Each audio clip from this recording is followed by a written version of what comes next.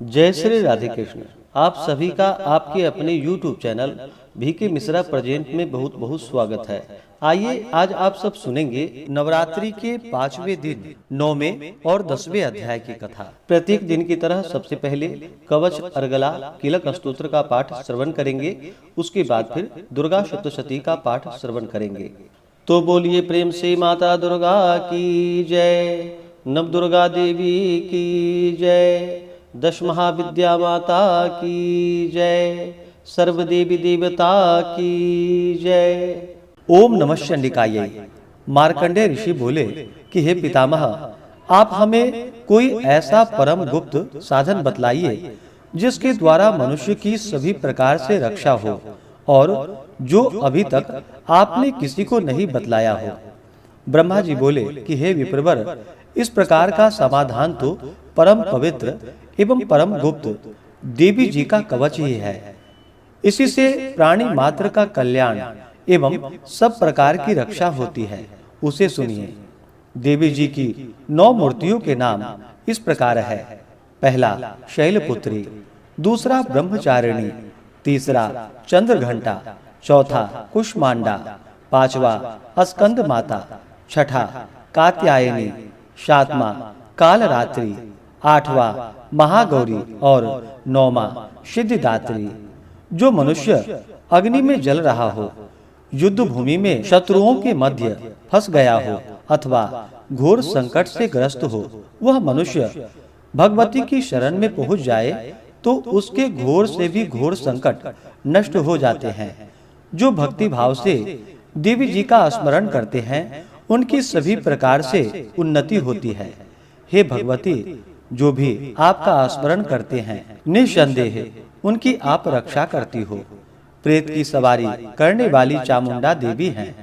वाराही महिष पर, ऐन्द्री हाथी पर, वैष्णवी गरुड़ पर, माहेश्वरी बैल पर, कौमारी मोर पर और लक्ष्मी कमल के आसन पर विराजमान है। श्वेत रूप धारण करने वाली वृषभ के वाहन वाली ईश्वरी देवी हैं। हंस पर चढ़ी हुई सभी आभूषणों से विभूषित ब्राह्मी देवी हैं। इस प्रकार अनेक प्रकार के रत्नों से विभूषित सभी योग शक्तियों से संयुक्त ये सब माताएं हैं। सभी देवी क्रोध युक्त रथों पर सवार होकर दर्शन देती हैं।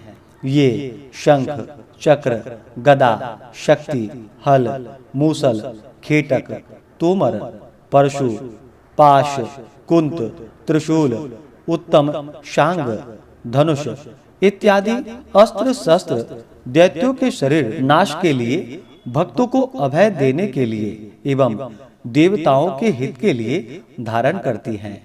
महान रौद्र रूप, अत्यंत घोर पराक्रम, महान बल और महान उत्साह वाली देवी, तुम महान भय का नाश करने वाली हो। तुम्हें नमस्कार है। तुम्हारी ओर देखना भी कठिन है। शत्रुओं को भय बढ़ाने वाली जगदम्बिके, मेरी रक्षा करो। पूर्व दिशा में मेरी रक्षा ऐन्द्री देवी करे।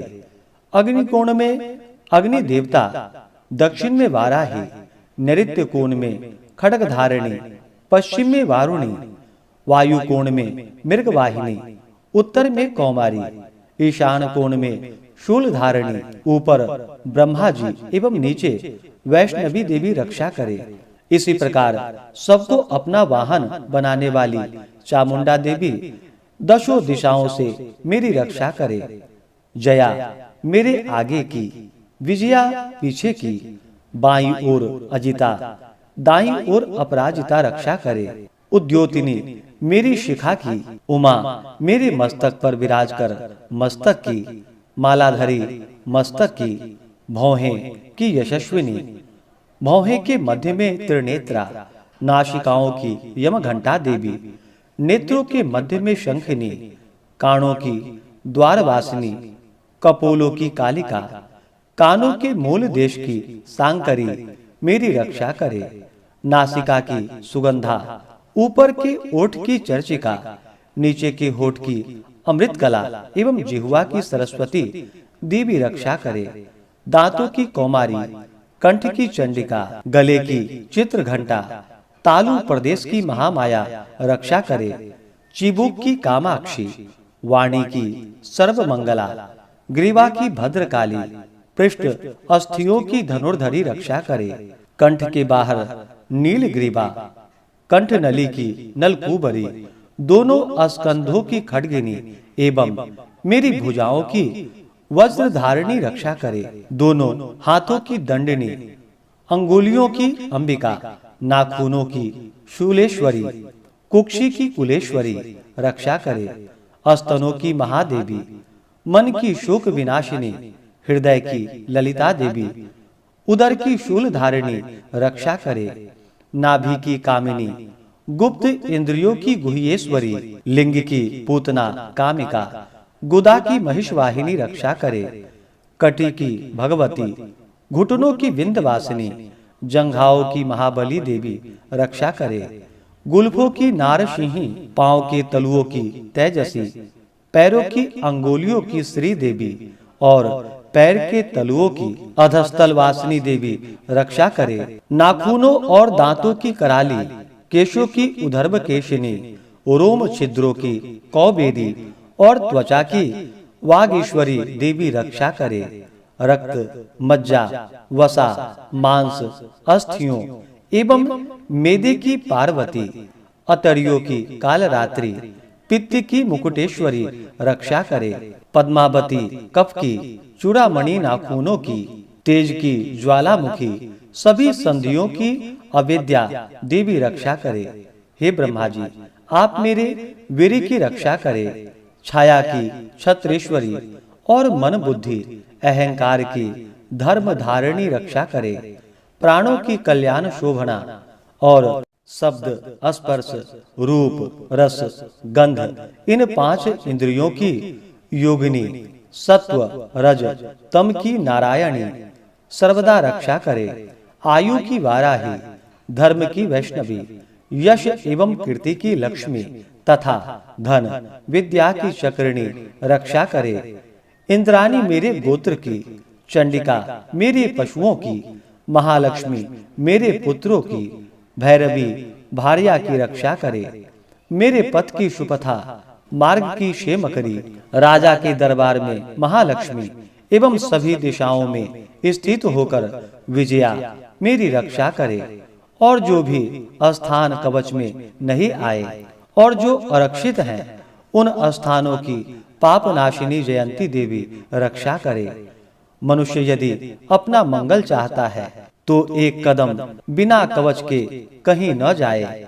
कवच से नित्य रक्षित मनुष्य जहाँ-जहाँ भी जाता है, वहीं से उसे धन का लाभ तथा सभी कामनाओं की सिद्धि प्राप्त होती है। पृथ्वी पर उस पुरुष को ऐश्वर्य एवं अतुल संपत्ति प्राप्त होती है। वह मनुष्य निर्भय हो जाता है। युद्ध भूमि में कोई भी उसे नहीं जीत सकता। त्रिलोक भर में वह पूजा जाता है। यह देवी कवच देवताओं को दुर्लभ है। इसका अत्यंत श्रद्धा के साथ सावधान होकर जो तीनों संध्याओं में नित्य पढ़ लेता है, उसे देवी कला प्राप्त होती है। कोई भी उसे तीनों लोकों में पराजित नहीं कर सकता है। उसे अकाल मृत्यु नहीं आती है। वह 100 वर्ष से भी अधिक आयु प्राप्त करता है। यह कवच उसका तेज, यश और कीर्ति बढ़ा देता है। चंडी पाठ करने वाला पहले कवच का पाठ कर लेवे, जब तक पर्वत, वन काननों के साथ साथ यह पृथ्वी टिकी हुई है, तब तक ऐसे पुरुष की संतति इस पृथ्वी पर टिकी रहती है। कवच के पाठ करने वाले का देहांत होने पर महामाया की कृपा से देवी दुर्लभ परम स्थान की प्राप्ति होती है। सुंदर रूप को पाकर वह सदाशिव के साथ आनंद प्राप्त करता है। इस प्रकार से देवी कवच का पाठ पूर्ण हुआ। तो बोलिए प्रेम से दुर्गा माता की जय। अब अर्गला स्तोत्र का पाठ श्रवण करते हैं। श्री मार्कंडेय जी बोले, जयंती, मंगला, काली, भद्रकाली, कपालिनी, दुर्गा, क्षमा, शिवा, धात्री, स्वाहा और स्वधा आदि देवियों को मेरा नमस्कार हो। हे चामुंडा देवी, समस्त प्राणियों के दुख निवारण करने वाली आपकी जय हो। सर्वव्यापक देवी कालरात्रि आपकी जय हो। मधु तथा कैटभ दैत्यों का दलन करने वाली, ब्रह्मा जी को वर देने वाली आपको नमस्कार हो। हे देवी, आप मुझे सुंदर रूप, जय, यश दो तथा काम, क्रोध आदि शत्रुओं का नाश करने वाली, भक्तों की सुखदाता देवी जी को नमस्कार हो। मुझे रूप दो, जय दो, यश दो, शत्रुओं का नाश करो। हे रक्त बीज का वध करने वाली देवी और चंड मुंड असुरों का विनाश करने वाली माता, मुझे सुंदर रूप, जय, यश दो, शत्रुओं का वध करो। हे पापनाशिनी चंडिके, जो सर्वदा भक्ति पूर्वक आपके चरणों में मस्तक झुकाते हैं, उन्हें रूप दो, जय दो, यश दो, शत्रुओं का नाश करो। सभी व्याधियों का नाश करने वाली चंडिके, जो आपकी भक्ति पूर्वक स्तुति करते हैं, उन्हें रूप दो, जय दो, यश दो, शत्रुओं का नाश करो।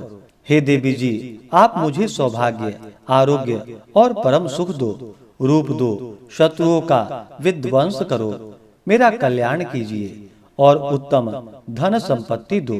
जय दो, रूप दो, यश दो, शत्रुओं का नाश करो। हे माता, आपके चरणों पर देवता और दैत्य दोनों ही अपने मुकुट की मणियां घिसते रहते हैं।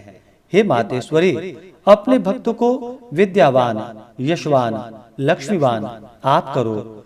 बड़े बड़े अभिमानी दैत्यों के अभिमान चूर करने वाली चंडिके, मैं आपको प्रणाम करता हूँ। हे चार भुजाओं वाली माता, चतुर्मुख ब्रह्मा जी आपकी स्तुति करते हैं। परमेश्वरी, रूप दो, जय दो, यश दो, बैरियों का विध्वंस करो। हे मातेश्वरी, विष्णु भगवान आपकी निरंतर भक्ति पूर्वक स्तुति करते हैं।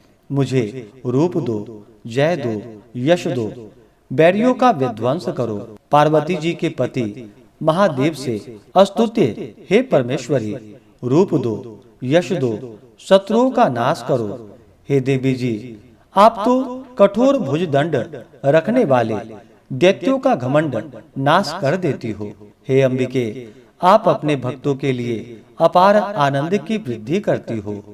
मुझे रूप दो, यश दो, शत्रुओं का नाश करो। हे मातेश्वरी जी, आप मुझे वह पत्नी प्रदान करे जो मेरी इच्छाओं के अनुकूल हो और इस भयानक संसार रूपी समुद्र से मुझे तारने वाली हो। उत्तम कुल से उत्पन्न हो। जो पुरुष इस स्तोत्र का पाठ करके सप्तशती महास्तोत्र रूपी महास्तोत्र का पाठ करता है, वह सप्तशती के जप से मिलने वाले वर एवं श्रेष्ठ सप्तशती के फल को प्राप्त कर लेता है। इस प्रकार से अगला स्तोत्र पूर्ण हुआ। तो बोलिए प्रेम से माता दुर्गा की जय। अब कीलक स्तोत्र का पाठ श्रवण करते हैं। श्री मार्कंडेय ऋषि बोले, मैं उन भगवान शिव को नमस्कार करता हूँ, तीनों वेद जिनके तीन दिव्य नेत्र हैं, जिनका शरीर विशुद्ध ज्ञान स्वरूप है, जो मोक्ष प्राप्ति के कारण है, अर्धचंद्रमा जिनके मस्तक पर शोभायमान है, मंत्रों से शाप एवं उत्कीलन आदि को समझकर पाठ करने वाला पुरुष मोक्ष पा लेता है। अतः इसका ज्ञान होना आवश्यक है। सब उच्चाटनादिनी वस्तुएं स्तोत्र पाठ करके सिद्ध होती है, तथापि जो अन्य मंत्रों का जप न करके केवल इस सप्तशती के पाठ मात्र से स्तुति करते हैं, उन्हें देवी जी सिद्ध हो जाती है। उच्चाटनादिक प्रयोगों में उन पुरुषों के मंत्र, औषधि आदि किसी अन्य साधन की आवश्यकता नहीं पड़ती। बिना जप के ही उनके सभी उच्चाटनादिक कर्म सिद्ध हो जाते हैं। इससे लोगों को शंका हुई कि तब उनमें श्रेष्ठ कौन सा साधन है। तब उस शंका के निवारण के लिए शिव की आज्ञा का यह सप्तशती स्तोत्र सिद्धियों को देने वाला है। इस स्तोत्र को भगवान सदाशिव ने गुप्त कर दिया। इस स्तोत्र के पाठ द्वारा प्राप्त होने वाला पुण्य कभी समाप्त नहीं होता। साधक सभी प्रकार का क्षेम प्राप्त कर लेता है, इसमें कोई भी संशय नहीं है। कृष्ण पक्ष की चतुर्दशी अथवा अष्टमी के दिन एकाग्र होकर जो अपना सब कुछ भगवती को अर्पण करता है और फिर प्रसाद रूपेण ग्रहण कर लेता है उस पर भगवती प्रसन्न होती हैं, अन्यथा नहीं। इसी रूप से कीलक द्वारा महादेवी जी ने इस स्तोत्र का कीलन कर दिया है, जो इसके द्वारा सप्तसती का निष्कीलन करके स्पष्ट होकर नित्य पाठ करता है वह सिद्ध हो जाता है। देवी जी का गण एवं गंधर्व होता है, वह कहीं भी घूम रहा हो उसे कोई भय नहीं होता, न उसकी अकाल मृत्यु होती है, देहांत होने पर वह मोक्ष पाता है। इसलिए इस कीलक स्तोत्र को समझकर तथा उसका उत्कीलन करके पाठ करना उचित है। जो इस प्रकार नहीं करता है उसका नाश होता है। तभी तो बुद्धिमान इसे समझकर ही उत्कीलन से संपन्न स्तोत्र का पाठ आरंभ करते हैं। जो कुछ भी रमणियों के सब श्री देवी जी की कृपा से फल हैं। इसी में सौंदर्य, सौभाग्य आदि दिखाई देते हैं। वे सब कारण इस शुभ स्तोत्र का जप सदा करते रहना चाहिए। इस स्तोत्र को मंद स्वर से पाठ करने से थोड़ा फल मिलता है। उच्च स्वर से पाठ आरंभ करे सभी सिद्धियां प्राप्त होती है। जिस भगवती की कृपा द्वारा सौभाग्य, आरोग्य, संपत्तियां, शत्रुनाश तथा परम मोक्ष की प्राप्ति होती है, उस जगत माता की स्तुति अवश्य करनी चाहिए। इस प्रकार से कीलक स्तोत्र पूर्ण हुआ। तो बोलिए प्रेम से माता दुर्गा की जय। 9वें और 10वें अध्याय की कथा। तो बोलिए प्रेम से माता दुर्गा की जय। ऋषि बोले, हे राजन, रक्त बीज के मर जाने पर शुंभ निशुंभ दैत्यों का क्रोध बढ़ गया। फिर दैत्यों की प्रधान सेना को लेकर निशुंभ युद्ध में दौड़ आया। उसके आगे पीछे दाएं बाएं बड़े बड़े दैत्य थे। वे क्रोध के मारे ओट काट रहे थे। शुंभ भी अपनी सेना के साथ मातृगणों से लड़कर चंडिका को मार डालने की इच्छा से आ गया। दोनों दैत्य बादलों की तरह बाणों की वर्षा करने लगे। अपने बाणों के समूह से चंडिका ने उसके बाण काट दिए। फिर शस्त्र समूह से उन दैत्यों के अंगों पर प्रहार किया। निशुंभ ने तीखी तलवार तथा चमचमाती ढाल उठा ली और देवी के पराक्रमी वाहन सिंह के सिर पर प्रहार किया। अपने वाहन पर इस प्रकार प्रहार होता देखकर देवी ने क्षुरप्र नामक बाण द्वारा निशुंभ की बड़ी तलवार तथा 8 चंदों वाली ढाल काट दी। तलवार तथा ढाल के कट जाने पर उस दैत्य ने शक्ति चलाई। उसे सामने आता देखकर चक्र द्वारा उसके 2 टुकड़े कर डाले।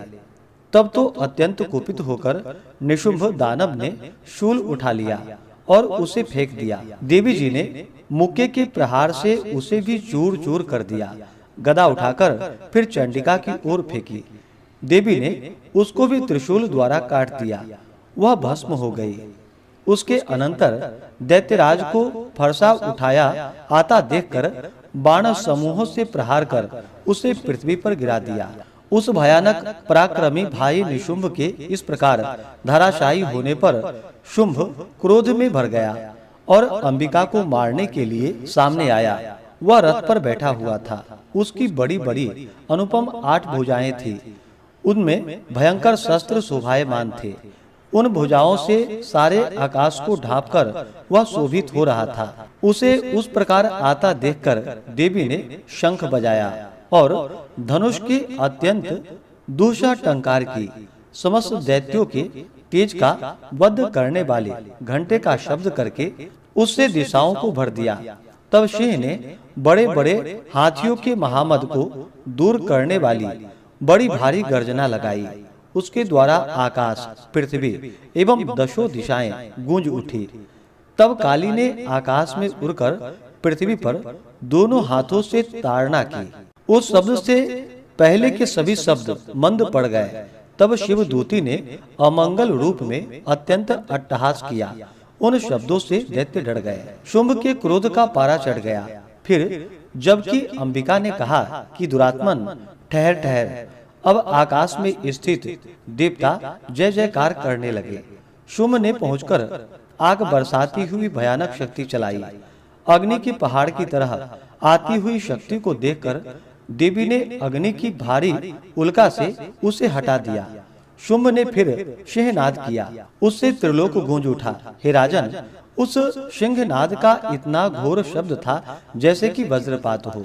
उसने बाकी शब्दों को परास्त कर दिया। तब शुंभ द्वारा छोड़े गए बाणों को देवी जी ने तथा देवी द्वारा चलाए गए बाणों को शुंभ ने अपने अपने उग्र बाणों द्वारा सैकड़ों हजारों टुकड़े कर दिए। तब चंडिका ने कुपित होकर शुंभ को शूल से मारा। उसके लगते ही वह मूर्छित होकर पृथ्वी पर गिर पड़ा। इतने में निशुंभ चैतन्य होकर वहां पहुंच गया। हाथ में धनुष बाणों से काली तथा सिंह पर प्रहार कर दिया। उस दानवराज ने अपनी 10,000 भुजाएं बना ली, फिर चक्रों का प्रहार करने लगा। तब घोर संकटों का नाश करने वाली भगवती दुर्गा ने अपने बाणों से वे चक्र तथा सभी बाणों को काट गिराया। तब निशुंभ ने दैत्य सेना से आवृत्त होकर चंडिका के वध के लिए हाथ में गदा लेकर बड़े वेग से फेंकी। वेग से आती हुई उसकी गदा को तीखी तलवार द्वारा चंडिका ने काट दिया। फिर दैत्य ने शूल उठा लिया। शूल हाथ में लिए उस देवी पीड़क निशुंभ को आता देखकर चंडिका ने अपना शूल वेग से चलाकर उसकी छाती बींध डाली। उसकी छाती के फटते ही उसी छाती से एक और महाबली पुरुष निकला। वह इस प्रकार कहने लगा कि खड़ी रह, खड़ी रह। उस निकलते हुए पुरुष की बात सुनते ही देवी आवाज करके हंसी और तलवार से उसका भी सिर काट दिया। वह पृथ्वी पर गिर पड़ा।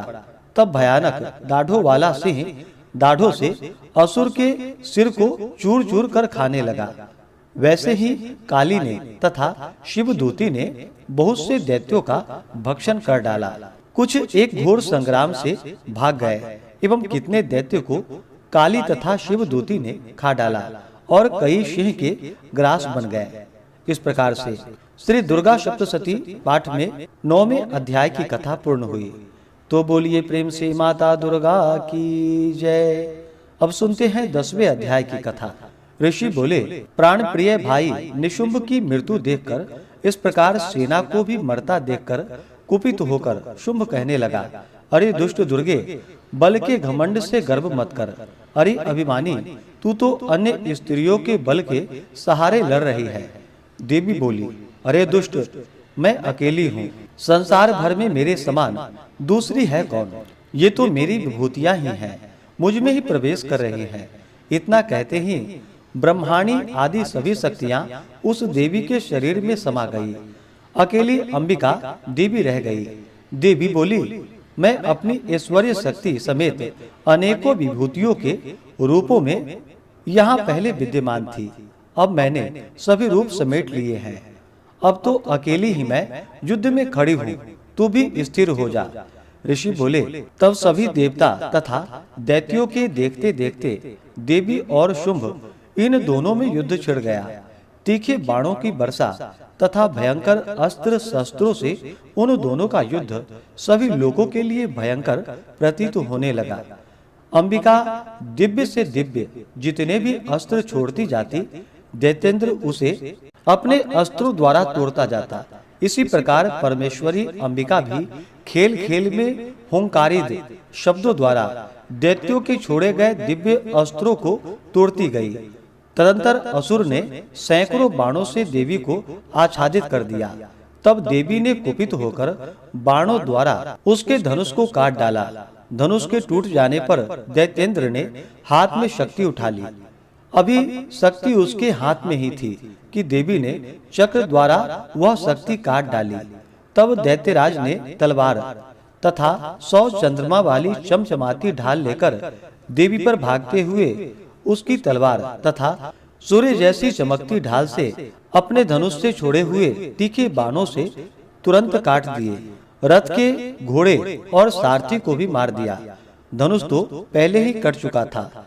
तब तो भयानक मुद्गल लेकर अंबिका को मारने के लिए दैत्य उद्यत हो गया। आते ही उसके मुग्धर को भी तीखे तीरों से काट दिया। फिर भी वह दैत्य मुक्का तानकर बड़े वेग से दौड़ा। जाते ही उस दैत्येश्वर ने देवी के हृदय में मुक्का मारा। देवी ने भी उसकी छाती पर एक चपेटा जमा दिया। देवी की उस चपेट के लगते ही वह दैत्यराज पृथ्वी पर गिर पड़ा। गिरकर भी सहसा उसी प्रकार उठ खड़ा हुआ। तब उछलकर देवी को उठाकर आकाश में स्थित हो गया।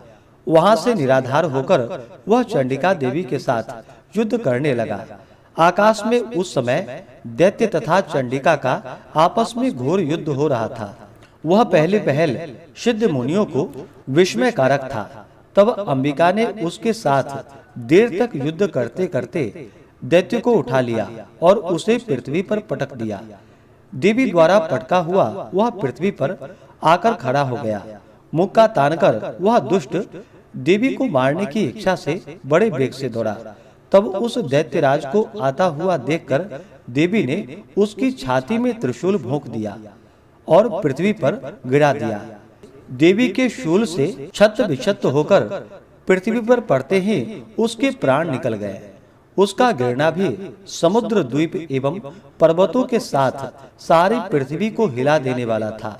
उस दुरात्मा के मरते ही सारा जगत स्वस्थ एवं प्रसन्न हो गया। आकाश भी बहुत ही साफ दिखाई देने लगा। पहले जो उपद्रवी मेघ उठ रहे थे तथा उल्कापात हो रहे थे, वे सभी शांत हो गए। दैत्य के मारे जाने पर नदियां भी अपने अपने मार्ग पर चलने लगी। उसकी मृत्यु होते ही सभी देवताओं के मन प्रसन्न हो गए। गंधर्व मनोहर गायन करने लगे। दूसरे बाजे बजाते अप्सरागण नाचने लगी। वायु पवित्र होकर चलने लगी। सूर्य उज्जवल होकर चलने लगा। अग्निशाला की बुझी हुई आग अपने आप प्रज्वलित हो उठी। सभी दिशाओं की भयंकर आवाजें शांत हो गई। इस प्रकार से श्री दुर्गा सप्तशती में 10वें अध्याय की कथा पूर्ण हुई। तो बोलिए प्रेम से माता दुर्गा की जय। अब सुनते हैं क्षमा प्रार्थना। हे देवी, हे परमेश्वरी, मेरे द्वारा रात दिन सहस्त्रों अपराध होते रहते हैं। यह मेरा दास है, यूं समझकर मेरे उन अपराधों को आप कृपा पूर्वक क्षमा करो। हे परमेश्वरी, मैं आवाहन नहीं जानता, विसर्जन करना भी नहीं जानता तथा पूजा करने का ढंग भी नहीं जानता। हे देवी, क्षमा करो। हे देवी सुरेश्वरी, मैंने जो मंत्रहीन, क्रियाहीन और भक्तिहीन पूजन किया है, वह सब आपकी कृपा से पूर्ण हो। सैकड़ों अपराध करके भी जो तुम्हारी शरण में जाकर जगदम्बा कहकर पुकारता है, उसे वह गति प्राप्त होती है जो ब्रह्मादि देवताओं के लिए भी सुलभ नहीं है। हे जगदम्बिके, मैं अपराधी हूँ, किंतु तुम्हारी शरण में आया हूँ। इस समय दया का पात्र हूँ। तुम जैसा चाहो वैसा करो।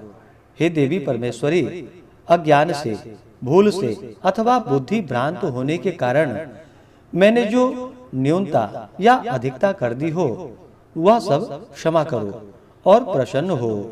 सच्चिदानंद स्वरूपा परमेश्वरी, जगन माता कामेश्वरी, तुम प्रेम पूर्वक मेरी यह पूजा को स्वीकार करो और मुझ पर प्रसन्न रहो। हे देवी सुरेश्वरी, तुम गोपनीय से भी गोपनीय वस्तु की रक्षा करने वाली हो।